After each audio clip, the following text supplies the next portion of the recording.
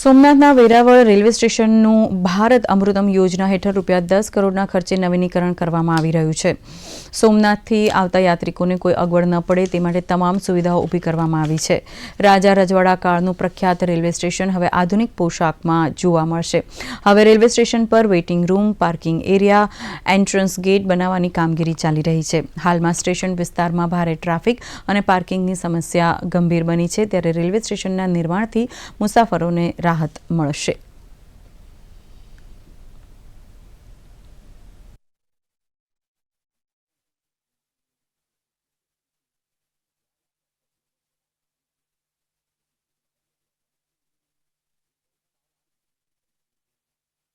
સોમનાથ છે એ યાત્રાધામ મોટું એક હબ છે અને ત્યાં લોકો દર્શને આવે છે પોતાની આસ્થા અનુસાર. ત્યારે ખાસ રેલવેની એક સુવિધા છે કે એને રેલવેની જે લાઇન છે અનેક જગ્યાએથી સોમનાથ સાથે જોડે છે.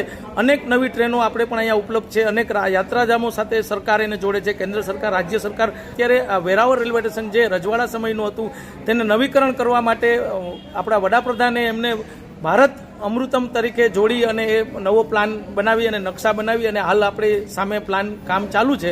આશરે 10 કરોડના ખર્ચે આ નવીકરણ જે રેલવે સ્ટેશન છે તેનું કામગીરી ચાલુ છે. PRS, UTS, વેટિંગ રૂમ સ્ટેશનમાં અને જો અપંગ માટે, દિવ્યાંગ માટે અને એ બધું આપણે નવી રીતે બનવાનું કામગીરી ચાલુ છે.